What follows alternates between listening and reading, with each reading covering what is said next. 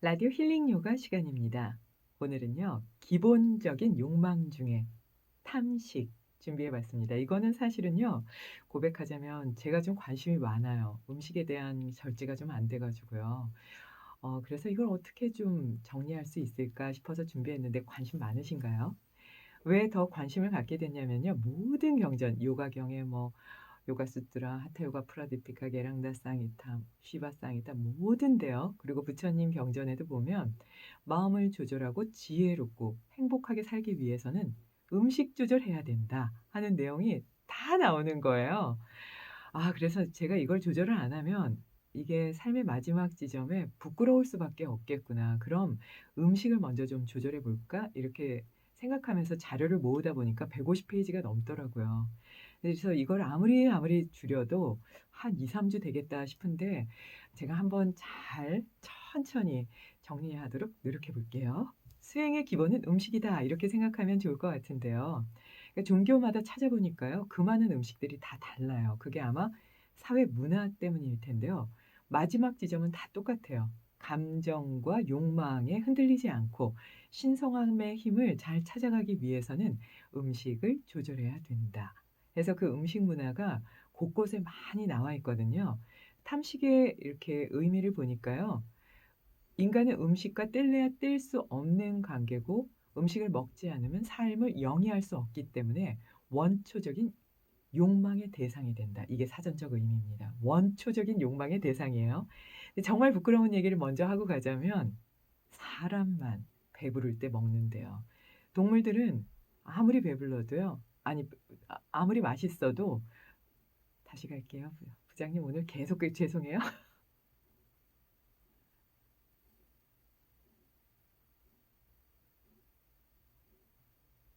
다시 정말 부끄러운 감정일까요? 그 많은 정리하도록 노력해 볼게요.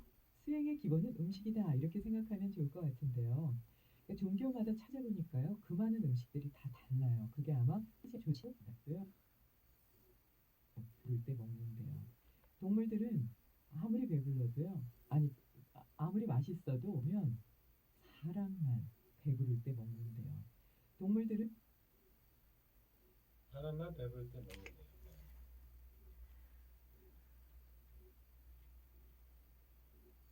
네.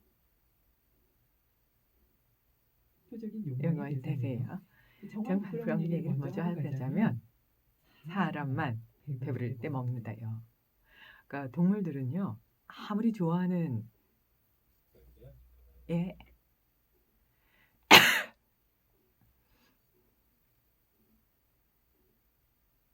정말 부끄러운 얘기를 먼저 하고 가자면 사람만 배부를 때 먹는데요. 그러니까 동물들은요. 아무리 좋아하는 그런 음식이 옆에 있어도 배부르면 안 먹는데요. 그러니까 사람이 이성이 어떻게 보면 선물이기도 하지만 '아 내가 과거에 이걸 먹었을 때 참 맛있었어.' 하면서 그냥 먹게 되는 거죠. 그러고 보니까요. 다이어트 할 때 안 먹으면 되는데 맛있는 음식이 있으면 막 화내면서 먹죠. "아 나 다이어트 하는데." 이러면서 먹잖아요. 그래서 탐식의 그 말의 유래를 보니까요. 이게 목구멍에서부터 오고요. 그러니까 목구멍을 잘 조절하지 못할 때 과다하게 먹고 마시는 그런 행위를 "사람만 한다." 또 이렇게도 해석하더라고요. 그러니까 "탐식이 좋지 않다." 하는 거를 여기저기서 다 얘기를 하고 있는데요. 첫 번째는 먹는 것을 통해서 만족하고 슬퍼하는 건 감정의 노예가 되기 때문에 탐식이 위험하다고 봅니다. 그러니까 음식이 삶이 되고 주인의 역할을 하는 거죠. 그래서 독일의 한 철학자가 "무엇을 먹고 있는가? 그게 곧 당신의 인생이다."라고 말했죠. 그러니까 음식을 통해서 불멸을 꿈꾸기도 하고 젊음을 꿈꾸기도 했던 역사적인 내용들이 쭉 있어서요. 짧게 말씀드리면 그리스 신화에는 암브로시아나 넥타르 많이 들어보셨죠? 이런 게 있었고요. 화엄경에서도 있었죠. 건달바가 소마를 지니고 있었잖아요. 그리고 이거는 인도 신화에도 나와요. 소마라고 해서 이게 식물의 죽으로 이렇게 좀 탑으로 가는 정신적으로 '내가 깨달았나?' 할 정도로 그렇게 아주 흥분 상태로 올라가게 하는 그런 거기 때문에 이게 좀 조심스러운 그런 음식으로도 전해지는데요. 우리가 자주 봤던 소설 서유기에서도요. 인삼과 같은 게 등장하고요. 일본은 특히 이런 데 관심이 많죠. 그래서 인어곡이라든지 뭐 이런 것들이 다 전해지고 있어요. 그러니까 소설, 신화, 경전에서 모두 음식을 이렇게 통해서 건강 또는 정신적인 높은 단계로 올라가는 것들을 원하기도 했는데요. 이게 왜 중요한가 하는 걸 이렇게 보면요. 우선은 좀 맛있는 걸 먹으려고 하고요. 또 내 입에 맞는 걸 먹으려고 하기 때문에 사람들은 삶 전체를 음식에 매달리기까지 한다. 이렇게 얘기하거든요.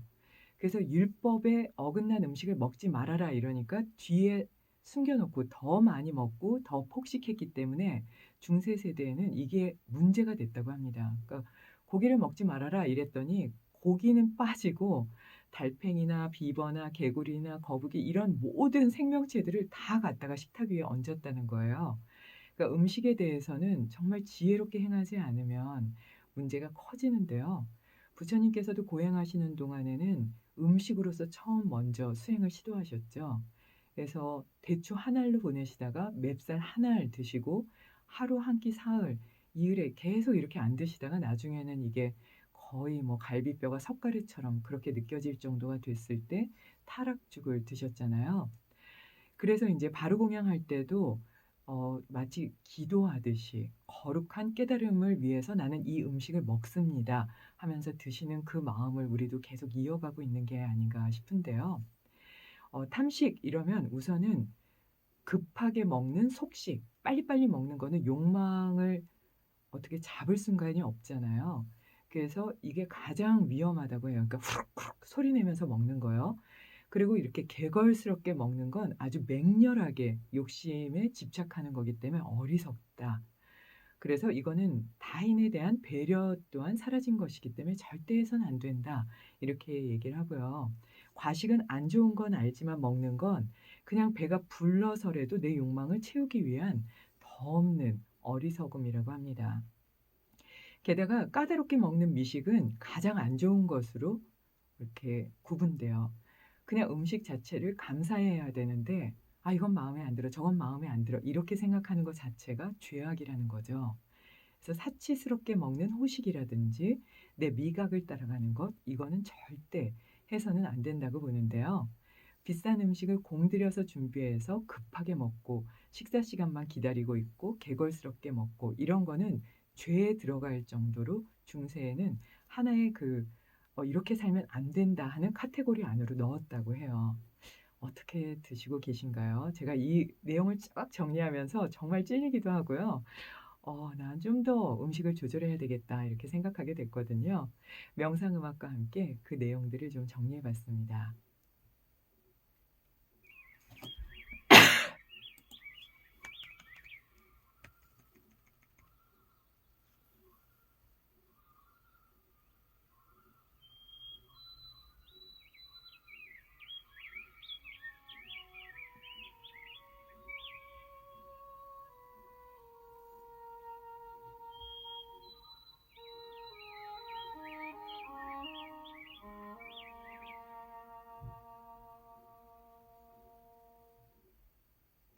법관이자 미식 평론가였던 브리아 샤바랭은 "당신이 무엇을 먹는지 말해 보세요. 그럼 저는 그대가 어떤 사람인지 말할 수 있습니다." 라고 했습니다.